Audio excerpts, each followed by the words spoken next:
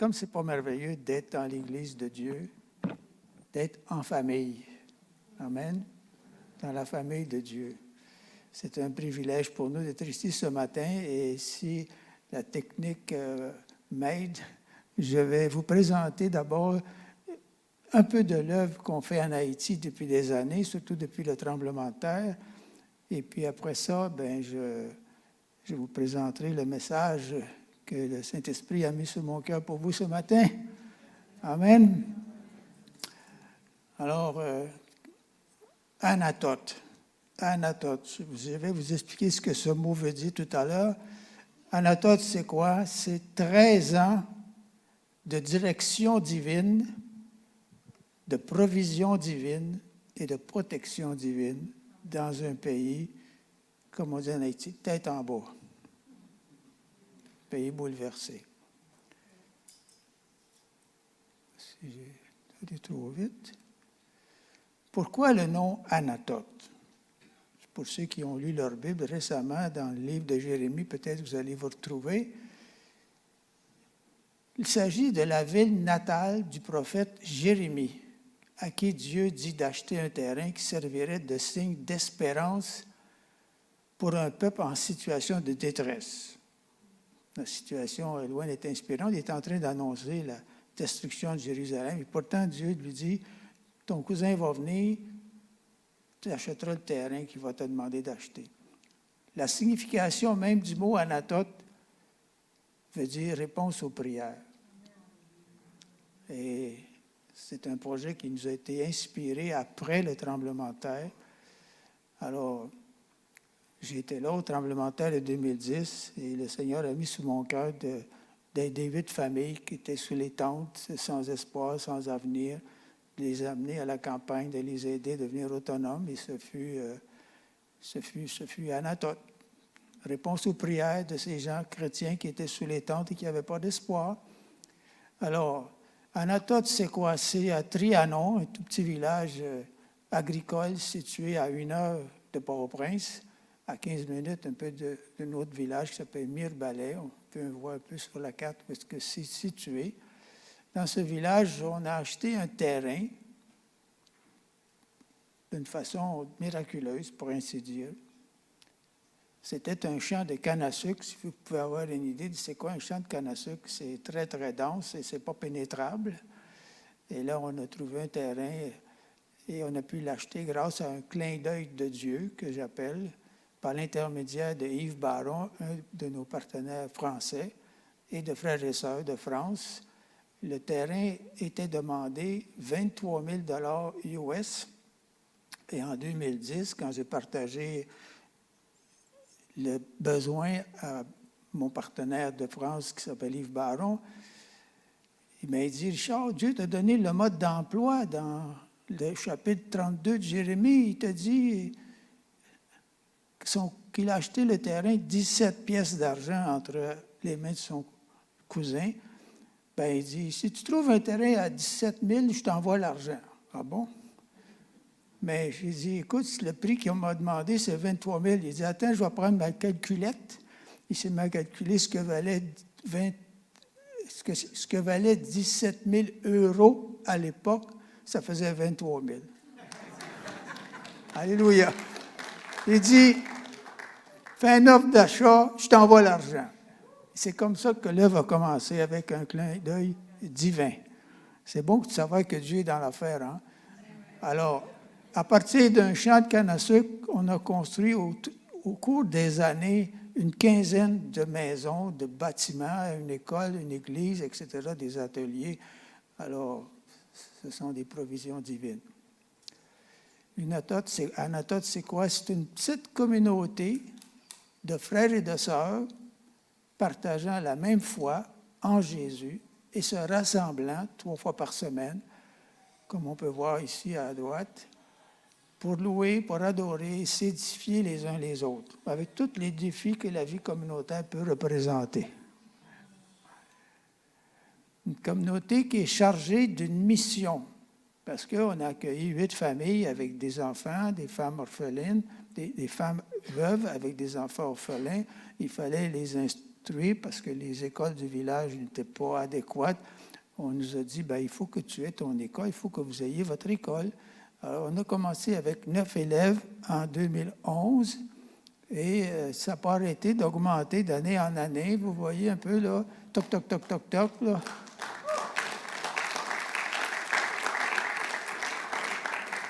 On a fini l'année 2023 avec 347 élèves et notre bien-aimé directeur là-bas, il me dit qu'il va en avoir plus encore en 2023-2024. Ouf! En 2023, donc 347 élèves. On les voit ici, ils sont répartis en 12 groupes à partir de 3 ans jusqu'à la 9e année. Alors, je vous fais un petit aperçu de ce qui se passe le matin quand les élèves arrivent à l'école. Ils se réunissent pour prier, pour chanter ensemble. Petit aperçu. Alors, une école où les mots d'ordre sont intégrité, créativité et excellence. C'est ça nos mots d'ordre, c'est ça nos défis, où les enfants sont amenés dans un contexte éducationnel qui est très différent, où on met l'accent plus sur la mémoire que sur la compréhension. Mais chez nous, on dit à nos professeurs, organisez-vous, soyez créatifs pour que vos enfants comprennent ce qu'ils apprennent. Pas une mauvaise idée, ça? Une vingtaine de professeurs chrétiens qui se réunissent au début de chaque journée avant d'accueillir les élèves. On les voit à gauche réunis pour la prière. Et après, ce sont les élèves qui se réunissent aussi pour la prière.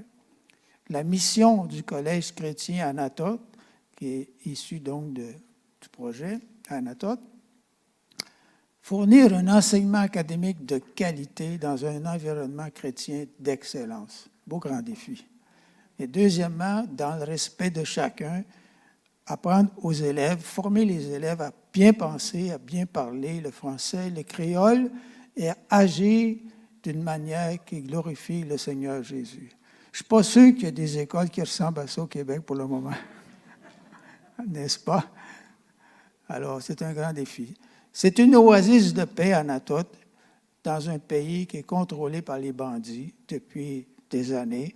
D'ailleurs, on est revenu d'Haïti le 29 novembre 2020 et ça serait se mettre un peu dans la gueule du loup de retourner en Haïti. Alors, on est, comme je leur dis là-bas, avec les gens avec qui on a un contact pratiquement quotidien, je suis mieux vivant ici que mort chez vous. Hein? Là-bas, c'est les kidnappings, les pillages, les viols, les meurtres, ça n'arrête pas. Surtout la capitale, elle est contrôlée davantage par les bandits que par les polices. Dans ce contexte-là, Anatote, c'est une oasis de paix, tant du côté de la communauté, où il y a une trentaine de personnes qui vivent ensemble, parents et enfants, et puis au niveau du CCA, où on a le collège, où on commence à 3 ans. Là-bas, l'école commence à 3 ans, imaginez. Alors, un très vif, un très rapide aperçu des familles qu'on a, vous voyez. Je ne vais pas toutes les nommer, là, mais ils sont très, très chers à nos cœurs parce que ça fait depuis 13 ans maintenant qu'on les côtoie, qu'on a passé beaucoup d'années avec eux, plus de 6 mois par année, très souvent. Alors, voici un peu les familles dont on s'occupe là-bas, avec tous les défis que ça représente. Et voyez ce qui s'est produit au cours des années. De 2011 à 2022, c'est plus des petits mounes qu'on a, c'est des moyens puis des grands mounes. Wow! Wow! Ça a poussé, ces affaires-là. Et ils sont très chers à nos cœurs. Et ça représente beaucoup de besoins. Une école en constante évolution. Et on voit ici les grands qui chantent avant d'entrer en classe. Ils chantent, je ne sais pas si vous entendez bien, « Jésus, suprême rançon, sois adoré et pour toujours. Jésus, béni soit ton nom. » Vous voyez le grand bâtiment qui a été construit il y a quelques années. Tout ça grâce à des dons qu'on a reçus du Québec et d'ailleurs. Alors, pas besoin de vous dire qu'on souhaite la bienvenue aux investisseurs dans le royaume de Dieu. Nous avons besoin de plusieurs, même nouveaux parrains, parce qu'il faut payer nos professeurs, il faut entretenir la propriété, il faut même construire des nouveaux locaux pour mieux servir nos enfants, nos élèves. Alors, à la sortie, vous pourrez prendre un petit dépliant, vous pourrez nous voir pour voir ce qu'il y en est. Anatote, c'est quoi encore? C'est une communauté et une école où tous sont invités à vivre à la suite de Jésus, non pas sous la loi, mais dans la grâce et la vérité. Jésus est venu avec la grâce et la vérité, et c'est dans cet esprit qu'on avance à Anatote. Vous voyez à gauche un bâtiment, en haut c'est la chapelle, et c'est le lieu de rassemblement quand il y a des réunions avec les élèves, les parents et les élèves. Anatote, c'est un défi en constant besoin de prière, autant pour la communauté, vie de famille vivant collés les unes sur les autres. Ce n'est pas juste le dimanche qu'ils se rencontrent, là, c'est tous les jours qu'ils se côtoient, là, qui travaillent ensemble pour soutenir le travail du collège. Alors, imaginez les défis, persévérance dans la foi, marche avec Dieu, gestion des conflits inévitables, mais ils sont là, puis on les soutient. Il y a aussi le collège qui représente un grand défi avec tous les professeurs, les élèves. Amen, alléluia. Alors, si vous voulez en savoir plus, depuis qu'on a commencé l'œuvre, on a écrit des chroniques. On a écrit 80 chroniques à ce jour. Donc, vous pourrez les trouver. Oh, on m'a coupé, là. Ça va revenir? Il y a une dernière diapositive et je voulais vous présenter ce qu'il y a sur la table derrière. On a une table de présentation. J'ai écrit des documents en cours des années dans ma marche avec Dieu. Ça fait quand même une 50aine d'années qu'on marche avec lui. Et puis aussi, on a apporté des œuvres qui ont été fabriquées, des œuvres d'artisanat qui ont été fabriquées en Haïti. Et je pense que ma femme veut vous en dire un mot. Si tu veux venir.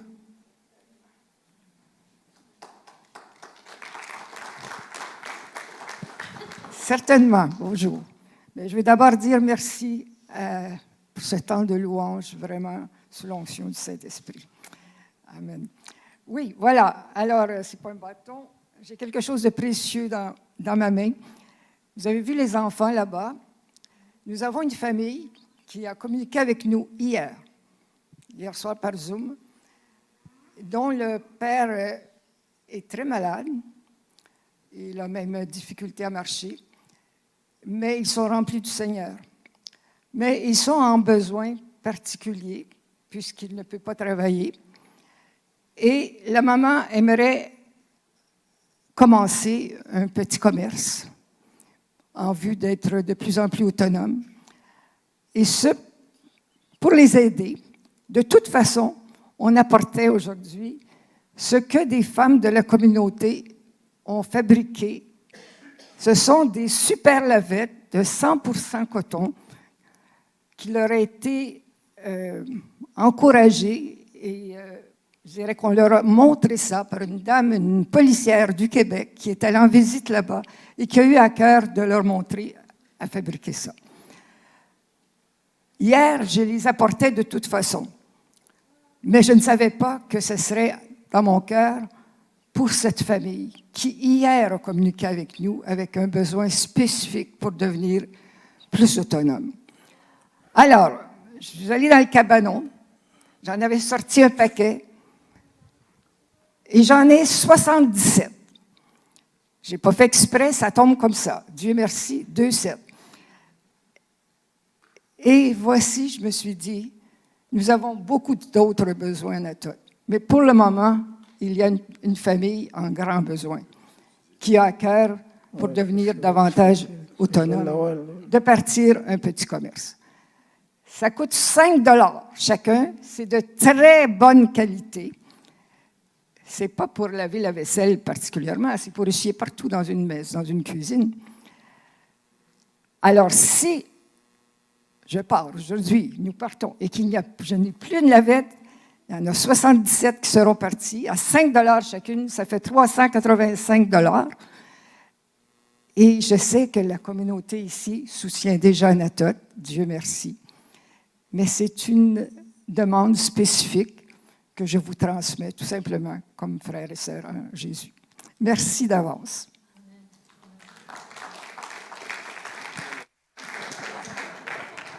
Bon, alléluia. On espère que ça va aller mieux cette fois avec mon truc là. Oui, ça va bien, ça va bien. Amen. Mais l'écran n'est plus là, alors je suis allé chercher mon cerveau mobile. Oh, le voici. Merci, Juliette, avec 2 TE. Moi, c'est Wallet, elle dit, moi aussi, je m'appelle, j'ai 2 T. Puis à Timothée, il dit, moi, j'ai 2 T, mais ils ne sont pas collés. Alléluia. On est bien dans la famille de Dieu, vous ne trouvez pas? Bon, je n'aurais pas besoin de ça. Quoique, je suis habitué. Le mystère de Christ, en qui, nous dit la parole, sont cachés tous les trésors de la sagesse et de la science. Ce matin, je vais vous parler de ce mystère de Christ. En réalité, je vais vous parler de nous, de vous, de nous, parce qu'on est là-dedans. Et mon privilège ce matin, c'est de vous annoncer ou de vous proclamer ou de vous rappeler une parole qui n'a pas perdu d'actualité depuis 2000 ans. C'est pas merveilleux, ça? Les nouvelles changent, hein? Ça devient vieux, mais la parole de Dieu est toujours riche et d'actualité et pertinente. Wow! J'aime ça. Au niveau, le mot mystère, selon le petit Larousse, ça veut dire ce qui est inexplicable, ou ce qui est obscur, qui est réservé pour les initiés. En religion, ça fait référence à une vérité de foi qui est inaccessible à la seule raison humaine et qui ne peut être connue que par une révélation divine. Au sens biblique, ce n'est pas une histoire pour les initiés, puis une histoire mystérieuse ou cachée, inconnue. Le mystère, au sens biblique, ce n'est pas quelque chose qui est réservé aux seuls initiés ou d'incompréhensible. Ça désigne un projet de Dieu, révélé en son temps, et destiné à être connu, à être manifesté aux nations. Paul écrit aux Éphésiens, c'est par révélation, donc ce n'est pas par imagination. On n'adore pas le Dieu de notre imagination, nous autres, on adore le Dieu de la révélation. Merci de m'aider ce matin. C'est par révélation que j'ai eu la connaissance du mystère sur lequel je viens d'écrire en peu de mots. En les lisant, vous pouvez vous représenter l'intelligence que j'ai du mystère de Christ. Il a été manifesté au Fils des hommes, il n'a pas été, manifesté au Fils des hommes dans les années passées, comme il a été révélé maintenant, dit l'apôtre Paul, aux saints apôtres et prophètes de Christ. Ce mystère, c'est que les païens sont co-héritiers, forment un même corps et participent à la même promesse en Jésus-Christ par l'Évangile, dont j'ai été fait ministre selon le don de la grâce de Dieu qui m'a été accordé par l'efficacité de sa puissance. En moi qui suis le moindre de tous les saints, cette grâce a été accordée d'annoncer aux païens les richesses incompréhensibles de Christ, incommensurables, et de mettre en lumière quelle est la dispensation du mystère caché de tout temps en Dieu, qui a créé toutes choses, afin que les dominations, les autorités dans les lieux célestes connaissent aujourd'hui par l'Église. C'est à nous qu'est donné le mandat de révéler, de faire connaître ce mystère de Christ. La sagesse infiniment variée de Dieu selon le dessein éternel qu'il a mis à exécution par Jésus-Christ notre Seigneur, en qui nous avons par la foi en lui, la quoi? La liberté de nous approcher de Dieu avec confiance, comme on a fait ensemble ce matin, à travers ces merveilleux chants de louange. Le mystère, au sens biblique, dépasse notre compréhension humaine. Il ne peut pas être saisi dans toute sa totalité, mais seulement exploré, comme une mer sans limite. Moi, je compare ça à une mer dans laquelle on plonge, on nage, on s'émerveille sans cesse, parce qu'on n'aura jamais fini de saisir toute la grandeur de Christ et de ce grand mystère. Un problème, on peut le résoudre. Un mystère, ça nous dépasse. On plonge dedans, enjoy, comme disent les Anglais. Paul écrit encore aux Romains, à celui qui peut vous affermir selon mon évangile et la prédication de Jésus-Christ, conformément à la révélation du mystère caché pendant des siècles, mais manifesté maintenant par les écrits des prophètes d'après l'ordre du Dieu éternel, et porté à la connaissance de toutes les nations jusqu'à Rosemère, afin que ces chers bien-aimés de Rosemère obéissent à la fois à Dieu seul sage, soit la gloire au siècle des siècles. Et tout le peuple dit Amen. Comme c'est agi d'un mystère, ça dépasse notre entendement, mais la Bible nous aide à pénétrer dans ce mystère. Il y a 5 comparaisons qui nous permettent de saisir des aspects complémentaires de la réalité. Je parle de comparaison qui veut nous révéler des aspects de la réalité du mystère de Christ, qui lui est comme un diamant. Le mystère de Christ est comme un diamant qui brille aux multiples facettes. Alors, regardons un petit peu ces comparaisons. Voyons de l'image à la réalité, ou de la comparaison à la réalité. Quelques caractéristiques de l'image à la réalité. Première image que je peux vous présenter, c'est celle du bon berger et des brebis. Jésus dit, je suis le bon berger. Le bon berger donne sa vie pour ses brebis. Je suis le bon berger. Je connais mes brebis et elles me connaissent. Est-ce qu'il y a des brebis ici? Je connais mes brebis et elles me connaissent comme le Père me connaît et comme je connais le Père. Je donne ma vie pour mes brebis. Il dit, j'ai encore d'autres brebis qui ne sont pas de cette bergerie. Pensez à nous.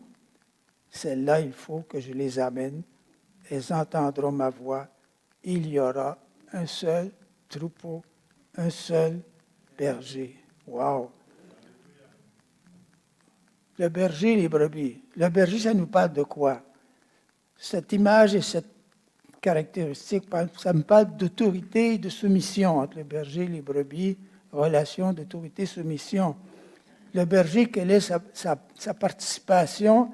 Bien, c'est la protection, parce qu'une brebis, c'est sans défense, direction, soin. Le berger, le bon berger, prend soin de ses brebis. Puis quel est le rôle des brebis? Les brebis, c'est des animaux qui ne peuvent pas vivre seuls, il faut qu'ils vivent en gang. Connexion, hein? Tu as parlé de connexion, tout à l'heure, j'aimais ça. Il faut se connecter. On ne peut pas être un chrétien isolé. On est appelé à vivre comme les brebis autour du troupeau, autour du berger. Les brebis, ce qui les caractérise aussi, c'est la docilité, c'est la soumission et c'est la douceur. Comme je vous disais, elles sont sans défense, les brebis. Elles ont besoin d'un berger qui prend soin d'elles. Deuxième caractéristique, c'est celle du cep et des sarments. Le cep. Il dit, je suis le vrai cep et mon père est le vigneron. Tout sarment qui est en moi et qui ne porte pas de fruit, il le retranche. Et tout sarment qui porte du fruit, il l'émonde, afin qu'il porte encore plus de fruits. Comprenez pourquoi Dieu vous émonde de temps en temps, là? Pas parce qu'il ne vous aime pas, c'est parce qu'il vous aime. Déjà, vous êtes purs à cause de la parole que je vous ai annoncée. Demeurez en moi et je demeurerai en vous. Comme le sarment ne peut porter de lui-même du fruit s'il ne demeure attaché au cep. D'accord? Ainsi, vous ne le pouvez non plus si vous ne demeurez en moi. Je suis le cep, vous êtes les sarments. Celui qui demeure en moi et en qui je demeure porte beaucoup de fruits. Car sans moi, vous ne pouvez rien faire. Alors le cep, ça nous parle de quoi? Ça nous parle de vie. Ça nous parle d'abondance. Ça nous parle de permanence et de provision. On ne peut pas vivre sans être attaché au Seigneur. Et les sarments, ça nous parle de quoi? Ça nous parle de dépendance. Sans moi, il dit, vous ne pouvez rien faire. Ça nous parle d'abondance de fruits. Encore une belle image qui nous aide à saisir ce mystère du Christ dans lequel on est appelé à grandir. Troisième image, c'est celle de la tête et des membres. Paul écrit aux Corinthiens, « Nous avons tous en effet été baptisés dans un seul esprit pour former un seul corps, soit juif, soit grec, soit canadien, soit québécois, soit africain, soit haïtien, tous appelés à former un seul corps, soit slave, soit libre. Nous avons été abreuvés d'un seul esprit. Ainsi, le corps n'est pas un seul membre, mais il est formé de plusieurs membres. Et si un membre souffre, tous les membres souffrent avec lui. Si un membre est honoré, tous les membres se réjouissent avec lui. Vous êtes le corps de Christ et vous êtes ses membres, chacun pour sa part. Ça, je vous ai dit tout à l'heure que je vais parler de vous ce matin. Là. Je vais parler de nous. Là. C'est de nous qui est question. Troisième caractéristique, la tête et ses membres. C'est ça. Ça nous parle d'unité et de diversité. D'unité dans la diversité. Quel est le rôle de la tête? Elle apporte la direction, elle apporte la coordination. C'est ce que Christ fait pour nous. Et quel est le rôle des membres? Ben, c'est la diversité, c'est l'harmonie, la solidarité, la complémentarité. N'est-ce pas? Dans une église, ça prend différents ministères, différents dons complémentaires. On n'est pas en compétition, on est en complémentarité. C'est pas merveilleux, ça. Moi, je n'aurais pas pu jouer de la ruine babine ce matin, là.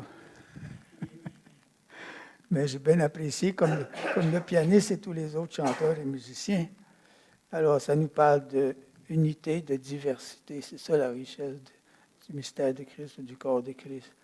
Quatrième image, c'est la pierre angulaire et les pierres vivantes. C'est Pierre qui dit, « Approchez-vous de lui, pierre vivante, rejetée par les hommes, mais choisie et précieuse devant Dieu. Et vous-même, nous-mêmes, comme des pierres vivantes, édifiez-vous pour former une maison spirituelle. » Gloire à Dieu. Ainsi donc, vous n'êtes plus des étrangers, ni des gens du dehors, mais vous êtes concitoyens des saints, gens de la maison de Dieu. Vous avez été édifiés sur le fondement des apôtres et des prophètes, Jésus-Christ lui-même étant la pierre angulaire. En lui, tout l'édifice, bien coordonné, s'élève pour être un temple saint dans le Seigneur. En lui, vous êtes aussi édifiés pour être une habitation de Dieu. Et est-ce qu'on n'a pas senti justement la présence de Dieu parmi nous ce matin? Amen. La pierre angulaire et les pierres, ça nous parle de durabilité, ça nous parle de splendeur ou de grandeur. La pierre angulaire assure la solidité, assure la sécurité. Nous sommes établis en Christ. Et les pierres vivantes nous parlent de complémentarité, ça nous parle de splendeur. Il est beau le corps de Christ. Elle est belle l'Église de Jésus-Christ à travers le monde. Amen. Cinquième image, et non la moindre, l'époux et son épouse. Paul écrit aux Éphésiens, « Femmes, soyez soumises à vos maris comme au Seigneur, car le mari est le chef de la femme, ben oui, comme Christ est le chef de l'Église, qui est son corps, et dont il est le sauveur. Or, de même que l'Église est soumise à Christ, les femmes aussi doivent l'être à leur mari, en toutes choses. Et vous, maris, aimez vos femmes, comme Christ a aimé l'Église, et s'est livré lui-même pour elle, afin de la sanctifier par la parole. Habituellement, lorsque je fais un séminaire pour les couples, je parle d'abord des responsabilités du mari avant de parler des responsabilités de la femme. Ça passe mieux pour une femme d'être disposée à se soumettre à son mari quand lui est prêt à donner sa vie pour elle. Non? Matière à réflexion. OK. Époux et épouses, réjouissons-nous et soyons dans l'allégresse. J'écris l'Apocalypse. Et donnons-lui gloire, car les noces de l'agneau sont venues. Et son épouse, vous en êtes? Et son épouse s'est préparée. Et il lui a été donné de se revêtir d'un fin lin éclatant, pur. Car le fin lin, c'est quoi? Les œuvres justes des saints. Et pour chacun de nous, Dieu a préparé des œuvres bonnes. Les vôtres, ce n'est pas les miennes. Les miennes ne sont pas les vôtres. Mais Dieu nous a tous appelés. Et c'est en entrant dans ces œuvres bonnes préparées pour nous qu'on se revêt du fin lin pour être prêt pour les noces de l'agneau qui viennent à grands pas. Ben voilà. Ça nous parle de quoi, le couple? Ça nous parle d'intimité, ça nous parle d'harmonie. Intimité et harmonie. Le rôle de l'époux, c'est d'apporter la direction, pas la domination, la direction, le soin, l'affection, la protection. Le rôle de l'époux, c'est de fournir une soumission ou une collaboration joyeuse dans le respect, dans la fidélité. C'est ça le mystère de Christ, c'est pas merveilleux. Alors on peut s'exclamer, Père de gloire, béni d'avoir été délivré du pouvoir des ténèbres et d'avoir été transporté dans le royaume de ton Fils bien-aimé. Tes enfants ne doivent pas prendre à la légère une si grande bénédiction, mais y répondre avec une vive reconnaissance et une obéissance sans réserve. Ça vaut bien la peine. Personnellement, je ne sais pas pour vous, personnellement, je veux adorer et servir sans cesse ce Jésus qui est le rayonnement de ta gloire, de la gloire de Dieu, et qui est l'expression de l'être du Dieu vivant. Béni soit Dieu, donc, le Père de notre Seigneur Jésus-Christ, qui nous a bénis. Vous savez, quand on me dit que Dieu te bénisse, moi je leur réponds tout le temps, je suis déjà béni. Lisez l'Épître aux Éphésiens, vous allez savoir combien vous êtes bénis. Béni soit Dieu, le Père de notre Seigneur Jésus-Christ, qui nous a bénis de toute bénédiction spirituelle dans les lieux célestes en Christ. Et laissez-moi vous présenter quelques-unes de ces bénédictions. En lui, c'est-à-dire en Jésus, nous avons été élus avant la fondation du monde. En lui, nous avons été prédestinés et adoptés, vous avez le droit de le dire en même temps que moi, pour célébrer la gloire de sa grâce. En lui, nous avons obtenu la rédemption par son sang, le pardon des péchés. En lui, nous avons été scellés du Saint-Esprit pour célébrer sa gloire. Remarquez les astérix que j'ai mis. À 3 reprises, dans le premier chapitre de l'Épître aux Éphésiens, Paul nous donne notre raison même d'exister. Pourquoi est-ce que Dieu nous a créés, prédestinés avant la fondation du monde, pour servir à la louange de sa gloire? It's not about me, it's about God. À 3 reprises, la finalité de notre existence nous est précisée. Wow! Moi, j'ai un désir dans mon cœur, puis c'est ma prière quotidienne, que ma vie te glorifie. Et même je lui dis que ma vie et aussi que ma mort te glorifie. Why not? Amen. En lui, nous avons un libre accès auprès du Père. On l'a si bien chanté tout à l'heure, on a chanté une chanson au Père. En lui, nous avons été édifiés pour former une habitation de Dieu en esprit. En lui, nous avons la liberté de nous approcher de Dieu avec confiance. En lui, nous sommes enracinés et fondés, affermis dans la foi. En lui, en réalité, nous avons tout pleinement. Eh bien, ça vaut la peine de terminer avec un beau chant, je pense, pour célébrer ce Dieu merveilleux. Merci.